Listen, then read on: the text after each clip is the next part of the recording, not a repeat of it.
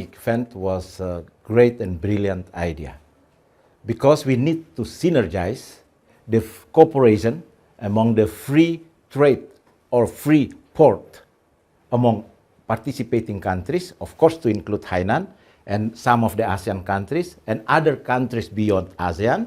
And then more than 10 years ago, we agreed on free trade area between ASEAN and China.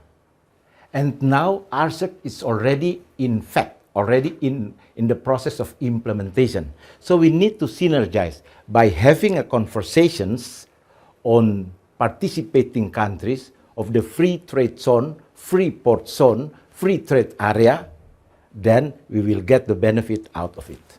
I'm very impressed with how well you remember numbers, especially when it comes to trade figures between China and Indonesia.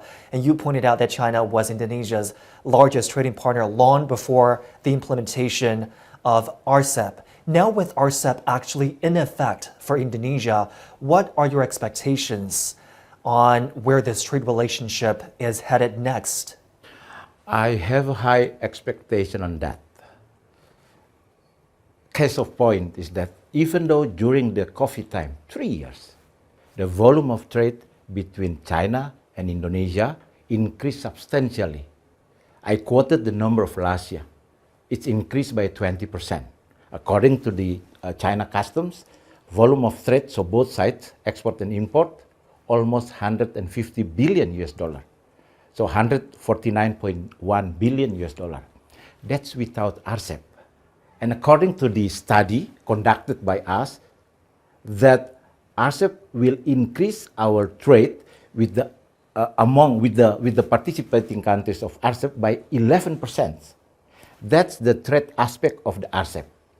The other aspect of the RCEP is investment. And according to the study as well, within 5 years' time, the foreign direct investment coming to Indonesia because of the RCEP will increase by 20%. So I'm quite optimistic that RCEP will bring benefit to Indonesia as well. Why I'm optimistic? Because RCEP was launched in Bali in 2011.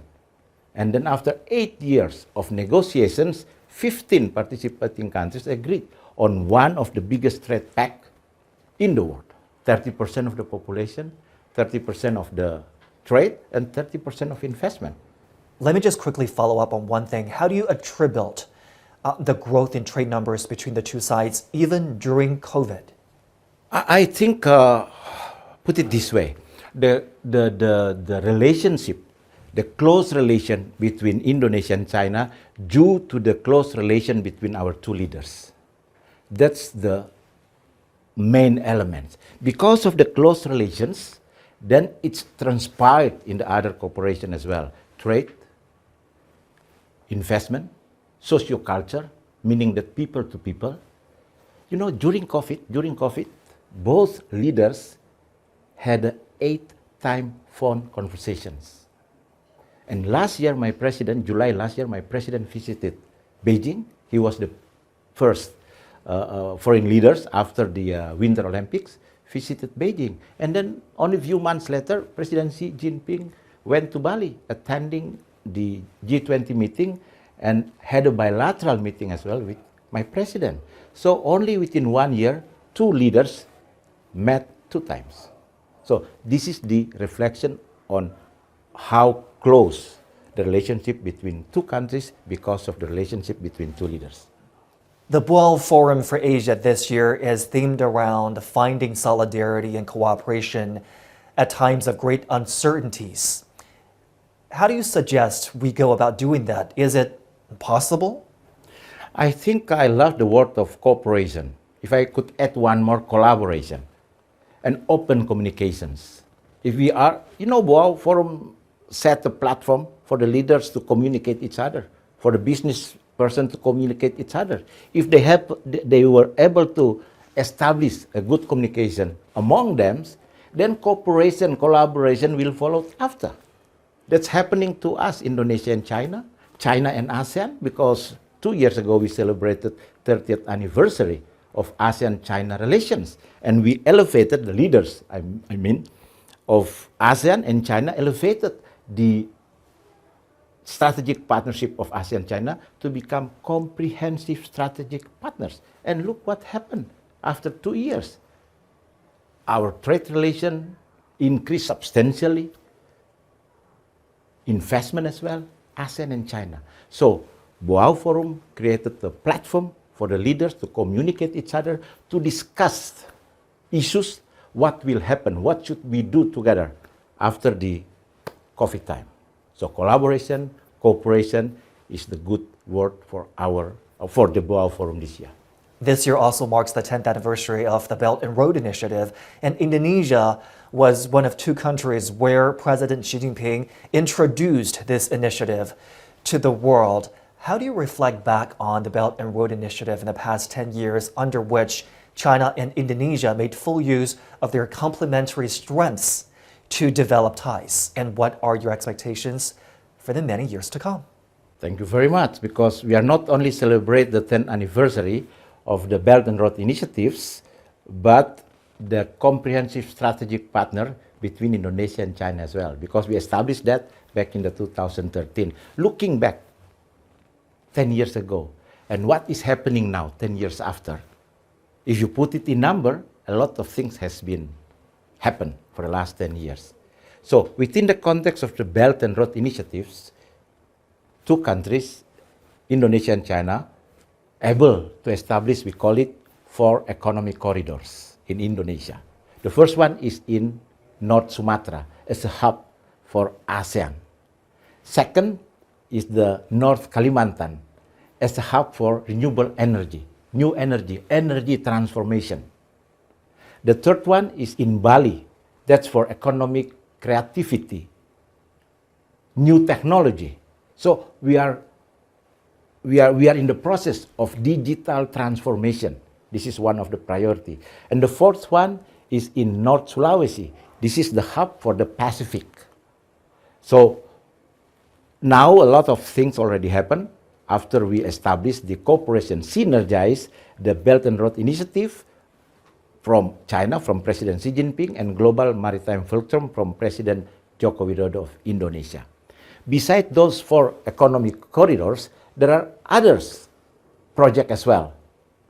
I think one of the iconic projects, hopefully it's going to be launched this year, is railway, a fast train from Jakarta to Bandung.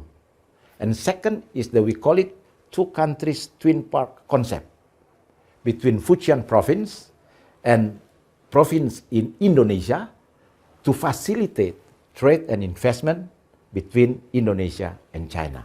So those are the activities that both countries, Indonesia and China, agreed upon within the context of the Belt and Road Initiatives.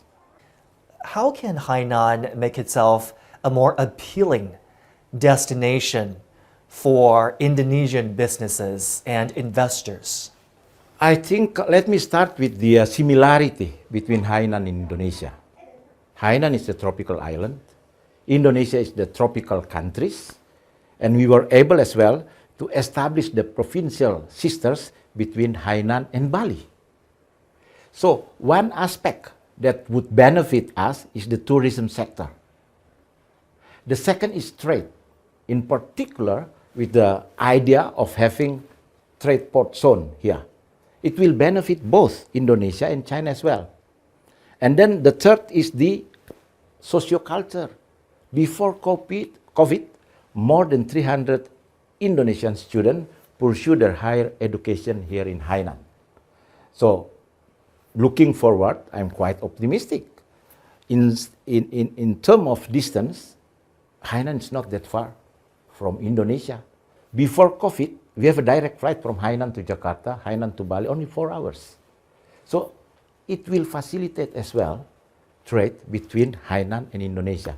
Only last month, party secretary, leaders of Hainan provincial government visited Indonesia. He met with the Indonesian official, he met with the Indonesian businessmen, he visited Bali as well. This is the reflection as well about confidence that Hainan and Indonesia, if we work together, then we'll benefit from working together. Mr. Ambassador, I trust you will be more mobile this year, traveling a lot more within China or out of, now that COVID is behind us. Can you take this opportunity to share with us the priorities of your work this year as the Indonesian ambassador to China? I would like to see the increase of volume of trade between two countries because this will bring benefit to both peoples. Second is investment. And then the third one is tourism economy. Before COVID, tourism economy contributed about 7 to 8% of our economy. I think China as well. Now with both countries already open, then I would like to see this year that more and more Chinese tourists visited wonderful Indonesia, because before COVID, more than 2 million Chinese tourists visited Indonesia, and almost 1 million Indonesian tourists visited China. So we would like to see this happen as well. And the third one, before COVID, we have almost 16,000 Indonesian students in China. Of course, we would like to see them return to pursue their higher education here in China, because a lot of things for them to learn from university here as well in China. So once again, thank you very much for having me with you. Thank you so much for your time. Best of luck to all of your endeavors this year, Mr. Ambassador.